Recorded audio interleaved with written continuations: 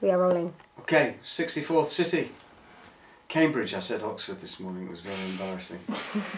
Cambridge. The 64 book is 3 John, and we just read it, and I'm here with 3 very humble theologians and 2 very scary women. Very clever. Everyone's clever in Cambridge, I feel alright, Dumbo. But I am a 51-year-old fart.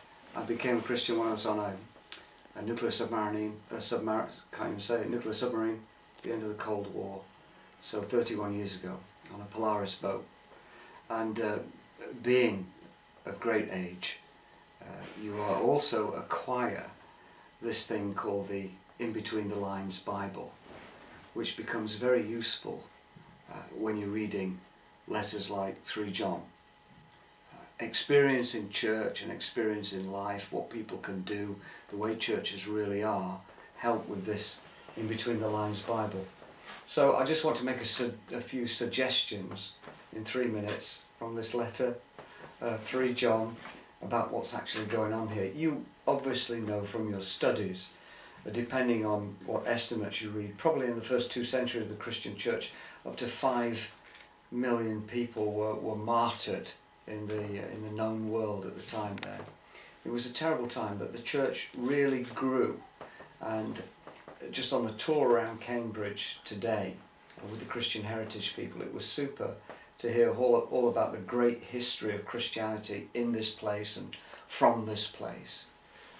To see where Oliver Cromwell's head is buried somewhere was quite something.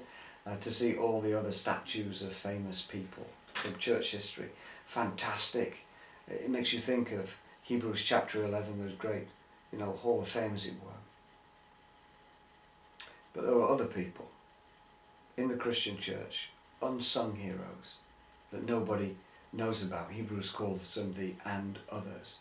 And undoubtedly, the spread of the early church was due to hundreds and thousands of and others, unnamed people. I personally think the folks that will sit at the right hand and the left hand of Jesus are probably people that we've never heard of. But they are the unsung mighty heroes of heaven that hell knows about and heaven knows about, even though we might not know about them. This letter is really all about unsung heroes. Itinerant ministers that were travelling around the known world there, that didn't have a car, that didn't have bed and breakfast to go into, because the inns there were really inns of disrepute in real regard. And so they were given hospitality by members of the local church, attenders of the local church.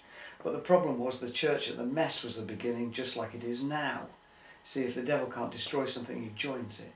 That's why the local church is full of tares and wheat until the Lord Jesus returns. This is the truth. No matter what church that you go to, it will have tares and wheat in it. And dependent on how vocal the tares are and how many they are, is dependent on how fruitful the church is going to be. It's the same with this church that the apostle is writing to. First of all, he addresses his friend Gaius, who is obviously quite a sick man. He wishes that he prospers in health as well as in everything else. So he's quite a prominent member of the church, maybe an elder there, I don't know, but he was somebody known to John, very dear to him as well. So he prays that he prospers. And then he attends to the real issue. And there was a prat in the church, a big prat. He was prating on. Diotrephes, somebody that wanted the preeminence. So much so that he had the audacity to judge the real apostles and the power and the influence to stop A, real apostolic oversight, and B, real biblical teaching from sent itinerant ministers coming to the church. He wanted none of it at all. So the devil was taking over this church, and it would appear that he was taking it over through Diotrephes. John, throughout church history, is known as the apostle of love, but Jesus calls him a son of thunder. And he is still a fisherman with 2 great big fists. And he's going to come and face down Diotrephes. He's going to come and sort him out. But meanwhile, in the In Between the Lines Bible, there's somebody else that he's going to use as a wedge, I want to suggest. Can't prove this, just suggesting it.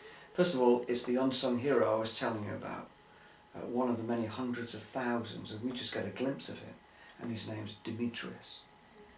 Demetrius is well known, approved, sent out, loved, a man of honour, no doubt one of those people that were willing to hazard their lives for the sake of the gospel, which is what we all should be willing to do. Demetrius was a saint there, but I want to suggest in my In Between the Lines Bible that Demetrius was probably going to be the new candidate to take over the leadership of the church. And I wonder, can't prove this, but I wonder if John was lining up his ducks so that when he did come to sort things out, Demetrius has already been approved from afar by letter, already pushed forward, and when he gets there, it's good night Vienna for Diotrephes, and hello Demetrius for the sake of the church. I think the thing to remember about this book, 3 quick things. Number 1, churches have problems. They have always had problems. People are problems, and some people want the preeminence. Biblical apostolic leadership will deal with them. Number 2, there's always politics in churches, even in the early church, when they moved from Jerusalem to Antioch and all that upheaval, all the difficulties with Paul and Barnabas, Paul's churchmanship with respect to raising money, all this kind of stuff. Especially read the letter to Philemon about Onesimus, for example. You can see Paul's putting Philemon's arm up his back. It's wonderful. Take the In Between the Lines Bible and have a look at it. It'll open your eyes.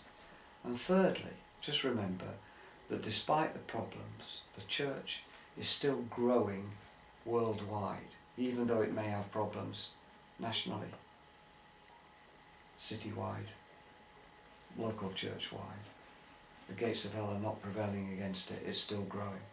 So I want to recommend to you 3 John. It's a great book. It's all about real people with real problems. But John's going to come and sort it out. So watch out, Diotrephes. And by the way, don't get too high and mighty. God's got a tendency to pull you down. That's my message for the city of Cambridge and the 64th book of the Bible.